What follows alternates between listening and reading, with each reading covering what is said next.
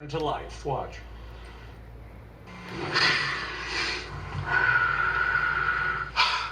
After the shutdown started, it was like we went to sleep, humanity kind of went to sleep. It was like a snow day from life. And I felt safer. Going back out onto busy streets again honestly makes me feel a little nauseous. When it first started, the pandemic, it was very comfortable for me. I began to feel very relaxed. I kind of wondered, why I was feeling so comfortable. I'm honestly incredibly nervous to return to any kind of normalcy. I have re-entry anxiety as the world picks up pace. I am ready to further disengage from it. Judge, isolation is bad for everybody, and we're seeing the results of it. I mean, this may be called Fauci-homism, okay? This is a syndrome that we're seeing. Let me tell you, Stockholm syndrome, Fauci-home syndrome. When I was home, I had anxiety. It was like, I gotta get out of here. Well, we were not meant to be alone, and I almost don't blame these people. I blame the public officials. I don't. I blame the public officials. I blame the Fauci types. I blame the doctors who said, stay home, be afraid of your children, your neighbors, your babies. This isolation, you see the madness it leads to. Now the CDC tells us 41% of adults are suffering from anxiety and depression, trying to re-enter life. This is awful what we've wrought here. And people have to get back into life, back into reality. You know what? The 60% or the 59% are ready to go out. I'm in that percent. We win, okay? That's enough. As long as we're talking about delusional people, Judge, you'll love this. There's a new dating show on Netflix about to premiere. It's called Sexy Beast, and I'm not talking about your dog Stella, Judge. Oh. It's sort of Love Connection meets The Masked Singer, where contestants are cosmetically disguised as assorted creatures. They go on blind dates. And who wouldn't want to date a panda or Satan? I want to have babies before I'm like 26. Do you have health insurance? Hey, how you doing? How you doing? Could you fall in love with someone based on personality alone? Yeah. So I like your fin. I've kissed this girl and I don't know what she looks like. I've made my decision. My sexy beast is...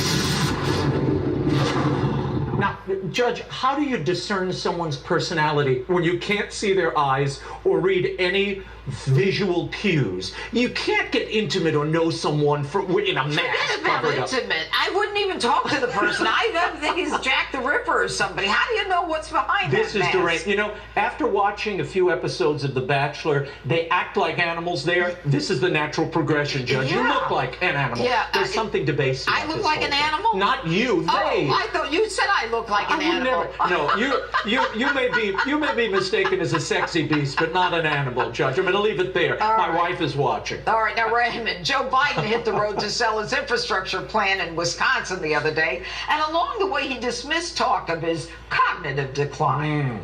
The jobs that are going to be created here. Jobs not just in our biggest cities along our coast, but in small towns across the country. I think it's time to give ordinary people a tax break. Once said that in a big crowd in the evening. I said, please sit down. And there were no seats. They were out in the football field. And the press pointed out Biden's losing it.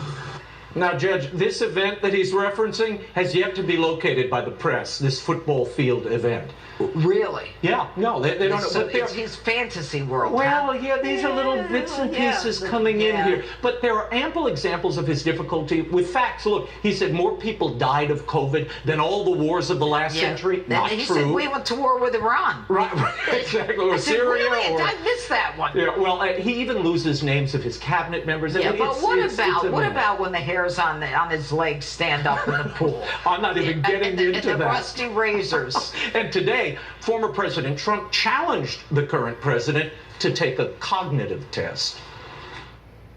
I aced it.